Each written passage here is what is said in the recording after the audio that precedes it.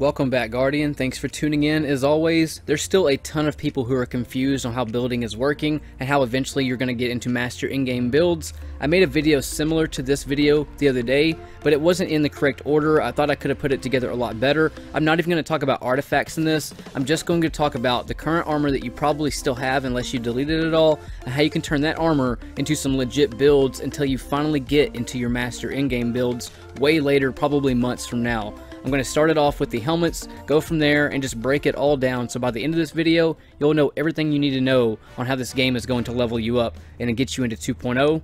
But let's talk about 1.0 helmets and how you're probably never going to want a 2.0 helmet, because of the simple fact that the 1.0 is the only ones that can get supercharged perks such as Light Reactor, Ashes to Assets, Hands-On, Heavy Lifting, things like that. So if you still have old exotics such as Crown of Tempest or Nezarec Sin that have these perks on it, you're probably never going to want to switch over to 2.0 unless you're doing PvP and things like that, where you need more accuracy perks. Here's what a 2.0 helmet offers you. This is just an example of a solar piece. You get things like scattering projectile targeting, fusion rifle targeting, sniper rifle targeting, hand cannon targeting, different things like that on these helmets. They don't offer any type supercharging perks, and in PvE combat, you don't really want these perks, to be honest. They're not really that, sought after. You really want that super recharge speed more than anything, and that's why 1.0 is probably always going to be the staple, because they're the only versions that can still maintain those old super perks.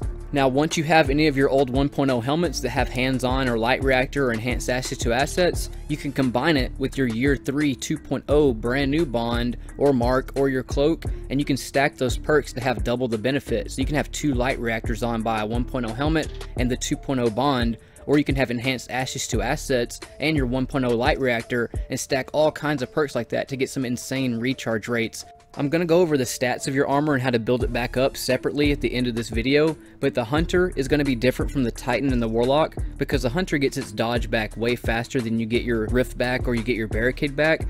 So if you still have your old legs from 1.0 that have enhanced bomber on it, you can combine it with your 2.0 cloak, because you can also find enhanced bomber on those as well, or distribution, and that's what we're going to talk about now.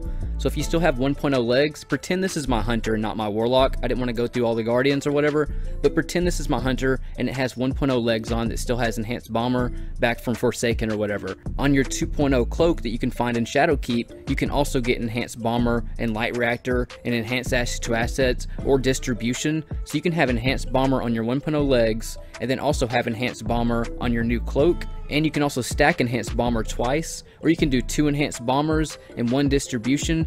Here's an example of this right here. So I have enhanced bomber on my 1.0 legs, and then on my new 2.0 bond I have distribution on. So I throw my grenade away, now I pop my rift, and since I'm within 15 meters of any adds, I can proc distribution. That also gives me ability recharges and my super recharges by proccing that. So I get 15 seconds off my grenade just by having my old 1.0 legs on mixed with my 2.0 bond that has distribution on it. And I can actually put 2 distributions on my bond, keep in mind. So you can do 2 distributions, or you can do 3 enhanced bombers, because you can stack double the perks on your new 2.0 bonds. So Hunter's got a really huge buff in PvE because their dodge comes back within 25 seconds or less, so it's used quite often, and you can stack it with all these perks that you can't really do that well with Titans and Warlocks because of the charge time it takes to get their abilities back, like their Rift and their Barricades, which is from 36 seconds to 1 minute and 20 seconds. So it's not used as often. So if you think about combinations like the top tree arc for the Hunter, when you do a punch and kill somebody, you get your dodge back. So if you have 3 enhanced bombers on, that's 30 seconds off your grenade every time you punch somebody and get your dodge back and then dodge. Or if you have distribution on, you can punch somebody, get your dodge back, and keep proccing distribution around adds and get like 15-second supers. And the 2.0 legs don't have the ability to have distribution or anything like enhanced bomber. You can only get dexterity perks and ammo finders and stuff like that, which is not that great compared to the armor 1.0, and that's why it makes Hunters really beast in PvE, because you can stack all those perks from your 1.0 helmet to your 1.0 enhanced bomber and distribution to your 2.0 cloak enhanced bomber, or double stacking it, or have light reactor on it, or enhanced Ashes to Assets. So the possibilities are kind of endless. So when it comes to Hunters, you're probably never going to want to migrate into 2.0 unless you're using the 2.0 legs that have traction on them, which you can still get on Armor 2.0. The only cool perk you can have on there is really traction, which means you're never really going to want to switch from Armor 1.0 when you can't have enhanced bomber and things like that on 2.0 legs. But let's talk about traction now, because when it comes to traction, that's mainly a Titan and a Warlock staple perk, because of the fact, like I said earlier, the dodge, it comes back a lot faster, it doesn't have a wait time when you use it, and it's just not real practical to have things like Enhanced Bomber on a Warlock or a Titan as much as it is on a Hunter. So here are my 1.0 legs that have traction on it. The cool thing about the 1.0 is I can get menagerie perks and things like that, such as Hive Armaments, or Hive Barrier, or Hive Repurposing, so you can still use all these perks that you haven't found yet in 2.0 and still use your 1.0 legs. It might be a long time before you find traction to put on 2.0 legs, or Hive Armaments, or Hive Repurposing, the 2.0 versions of all that stuff. So for now, don't worry about all your stats or anything, just put on your traction for your Titan and your Warlock, or even your Hunter as well if you still like using traction and don't want to go 1.0 Enhanced Bomber. But eventually, you will take traction legs and migrate that into 2.0 with better stats and all that stuff. But since we're so early in the game, I'm going to go over all the stats and how to build all your 1.0 stuff back up, so you can still use all the 1.0 mods, such as the Hive Armaments and Repurposing, and still get your stats up to speed to still be able to beast in PvE until you eventually find better 2.0 legs to put traction on that have the right kind of stats that you're looking for. And I'm not even 100% sure if Armor 2.0 has the ability to put Hive Armaments or Taken Armaments and stuff. I don't know if that's all tied to your 2.0 class items, or if you can still put those on your arms, your helmet, your chest piece, or your legs.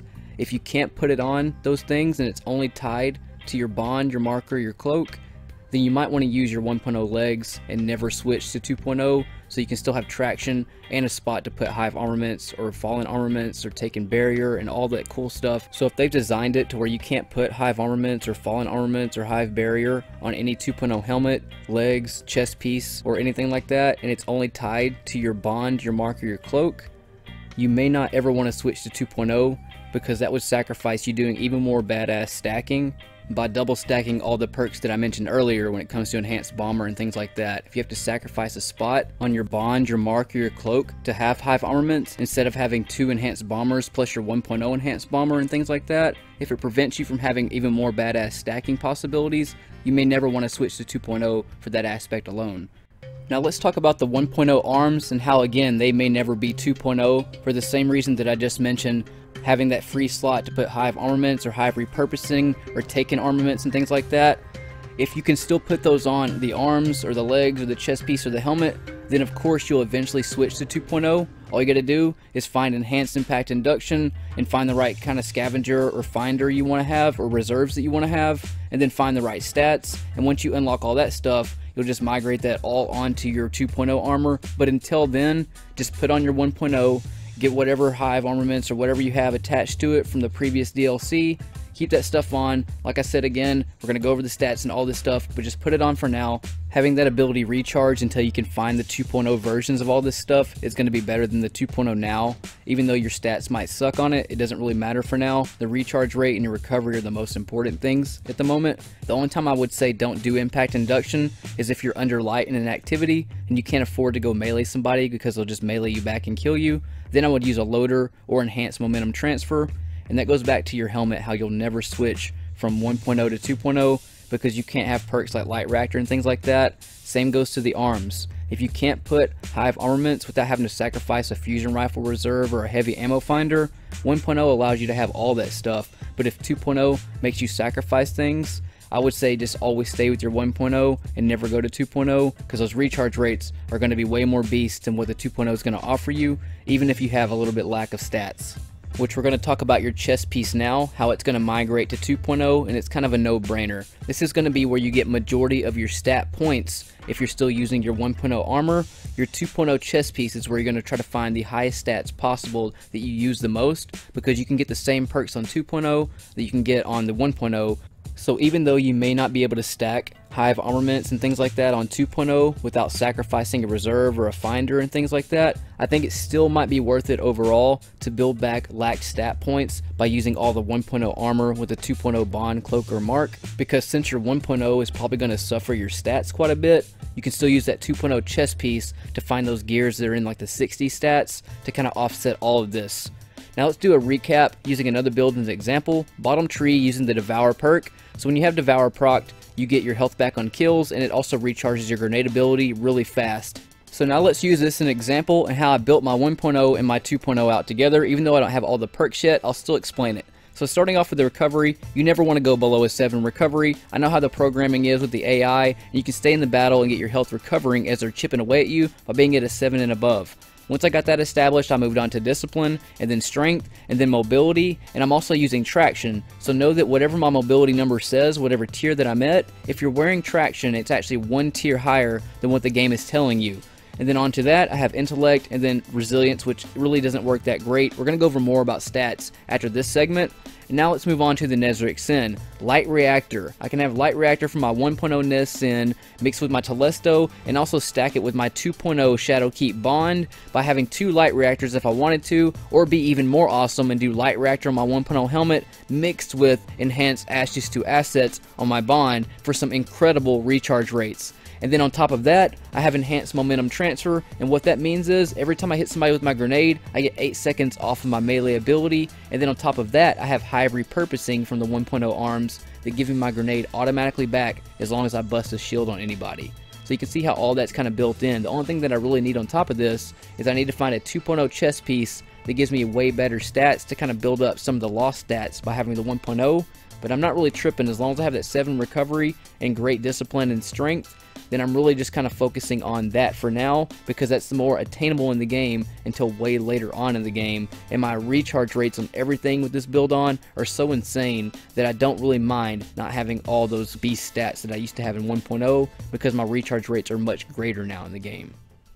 Moving on to the final segment, the stats. You're going to be sacrificing a ton of stats by using your 1.0 armor. You're not going to be able to have the mobility and the recovery and all the stuff that you used to, so you need to focus on what is most important in a specific order, starting off with the recovery. If you haven't watched the Power of Rusto builds, I covered this well in depth about how recovery is actually resilience and how you're getting recovered while you're being chipped away with damage, and it actually keeps you in the battle for a really long time when it comes to aggro combat. Always have a 7 recovery. If you don't have a 7 recovery after putting all your 1.0 on, put mods on to build it up to a 7, and once you're at a 7 or an 8 recovery, whichever one you want to be at, move on to the next important stat, and that's going to be your discipline. You're not going to be able to have mobility and recovery more than likely, so focus on discipline after that. After you're at a 7 recovery and use your mods to get up to that, use your leftover mod space to build up your discipline as much as you can, but leave a little bit of room for your strength as well, which is going to be what we're going to cover next. But grenades give you confidence in battle, and it procs other exotics such as the Crown of Tempest or the Nezarec Sin and much more.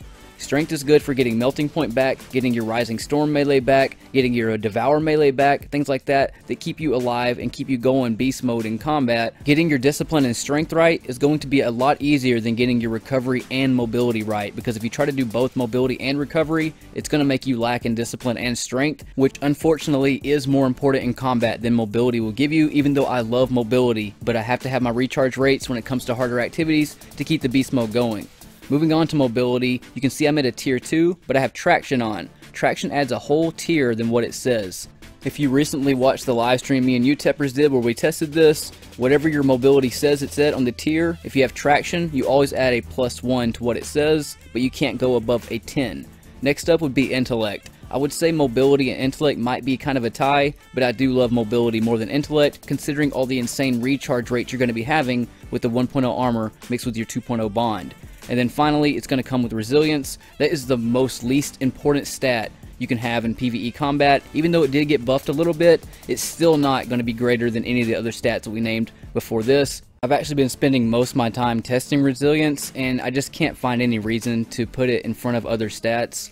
At a 5 or 6, you can sustain a little bit more burn ticks on damage before you break your shield, but it doesn't give you anything extra before killing you until you hit a 7 through 10, and then you can get one more tick before dying. But when it comes to harder AI combat and things like that, it doesn't really help you out that much at all. You may get around 2 more shots before death versus weaker AI like Dregs and Acolytes and Shanks and stuff like that, but it's just not really it for me.